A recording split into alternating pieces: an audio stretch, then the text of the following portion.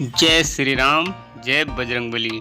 दोस्तों, आज हम इस वीडियो में बात करेंगे देवभूमि उत्तराखंड के कैंची धाम के बारे में। जी हाँ, कैंची धाम और नीम करौली बाबा महाराज के बारे में। जी हाँ, बाबा ऐसे बाबा थे जो साधारण वेशभूषा और आश्रम में रहते थे। कोई आडंबर नहीं, कोई कुछ नहीं, और उसके बाद भी साधारण रहते थे। दोस्तों, बाबा ने भक्तों की ज़िंदगी बदल के रख दी थी। कई भक्त ऐसे थे जो उनके हमेशा हमेशा के लिए उनके हो गए थे। तो दोस्तों, आज हम बात करेंगे बाबा नीम करौली महाराज के बारे में इस वीडियो में। दोस्तों, मैं हूं सनी आर्या और आप मेरे साथ देख रहे हैं बदलाव द चेंज। तो दोस्तों, आज हम बात करेंगे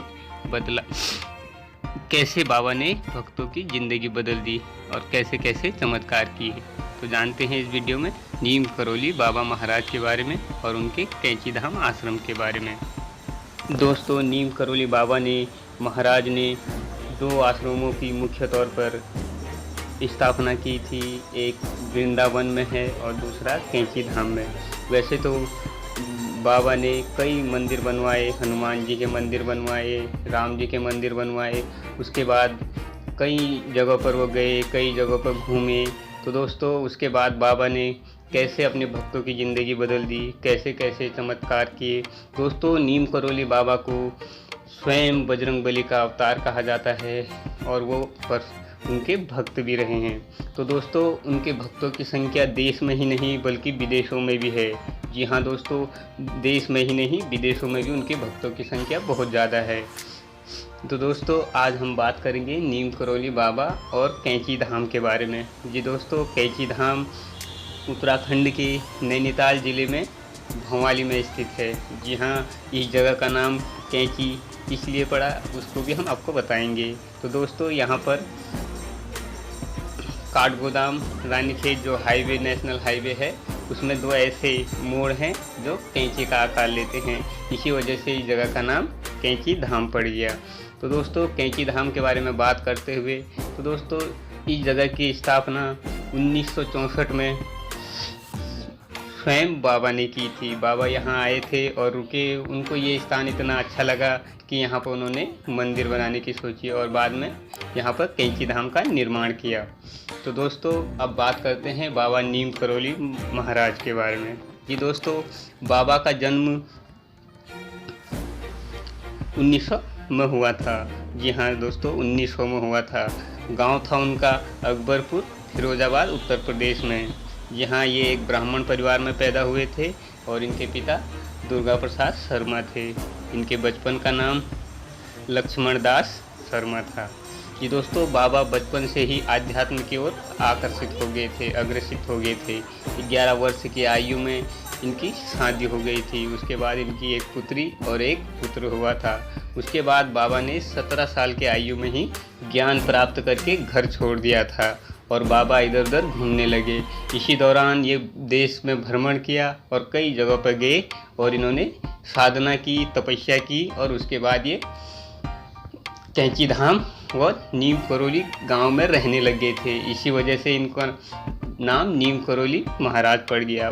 दोस्तों, अलग अलग जगह रहने और साधना करने और भक्तों का कल्याण करने की वजह से इनके कई नाम पड़े, जैसे तिकोनिया महाराज, चमत्कारी बाबा, नीम करौली बाबा। ऐसे इनके कई नामों से पुकारा जाता है। दोस्तों, बाबा मुख्य तौर पर गर्मियों में कैंची धाम में रहा करते थे और ये भक्तों का कल्याण करते हैं। तो आइए जानते हैं बाबा के बारे में। तो बाबा के भक्तों की बात करें तो बाबा के भक्त मुख्य रूप से रामदास, जिनके बारे में आपने सुना होगा। दोस्तों, ये थे रिचर्ड एल्बर्ट, जो प्रोफेसर थे हार्वर्ड यूनिवर्सिटी में। ये बाबा से मिलने आए। ये कोई श्रद्धा या भक्ति से नहीं आए, ऐसे ही मिलने आए थे। लेकिन जैसे ही बाबा को देखा तो इन्होंने बाबा के आगे सरेंडर कर दिया और बाबा के भक्त बन गए हमेशा के लिए और यहीं रह गए। दोस्तों, उनके भक्तों की बात करें तो उसमें एप्पल के मालिक, संस्थापक स्टीव जॉब और फेसबुक के मालिक मार्क जुकरबर्ग भी हैं। तो दोस्तों, आपको पता होगा हॉलीवुड की मशहूर अदाकारा जूलिया हॉबर्ट भी इनकी भक्त रह चुकी हैं। तो दोस्तों, जूलिया हॉबर्ट एक इंटरव्यू में बताती हैं कि उन्होंने बाबा की तस्वीर देख के ही वो इसमें सम्मोहित हो गई थी और बाबा के भक्त बन गई थी और उन्होंने हिंदू धर्म अपना लिया था। तो दोस्तों, बाबा के चमत्कारों की बात करें, कई ऐसी चमत्कार हैं, तो एक घटना मैं आपको बताता हूँ। तो दोस्तों, एक बार क्या हुआ, बाबा ट्रेन में जा रहे थे, सफ़र कर रहे थे और वो फर्स्ट क्लास में चले गए। उसके बाद टीटी आया और टीटी ने उनको बोला कि टिकट दिखाइए।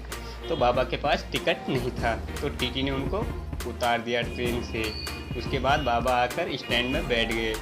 तो उसके बाद जैसे ही ट्रेन चालू होने लगी, चलने के लिए तैयार हुई, तो उसके बाद ट्रेन अचानक बंद हो गई। जी हाँ दोस्तों, ट्रेन बंद हो गई।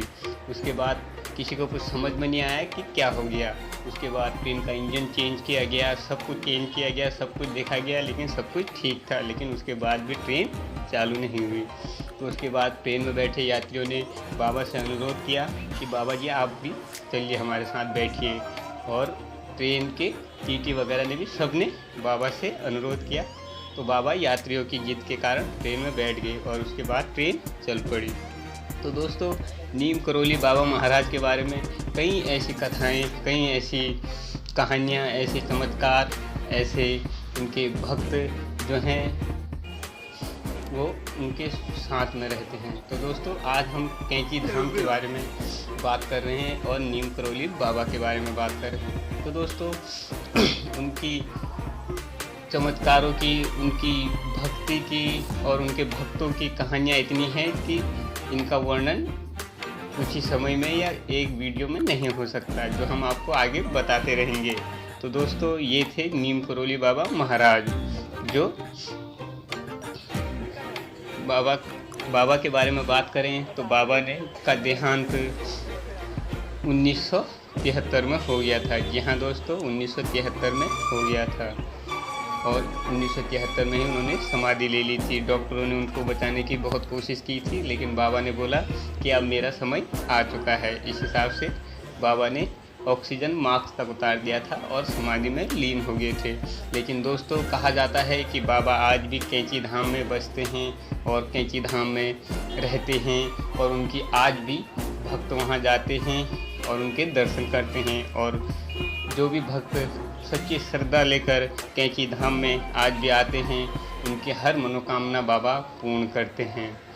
तो दोस्तों, ये थे नीम करौली बाबा महाराज के बारे में। इनके बारे में हम आपको और विस्तार पूर्वक बताएंगे और अच्छे से बताएंगे। तो दोस्तों, नीम करौली बाबा और कैंची धाम के बारे में हमने आपको बताया। तो दोस्तों, यहाँ 15 जून को मेला लगता है, क्योंकि 15 जून को ही यहाँ बजरंगबली की मूर्ति की स्थापना हुई थी। तो दोस्तों, ये थे बाबा नीम करौली महाराज। जय श्री राम, जय बजरंगबली।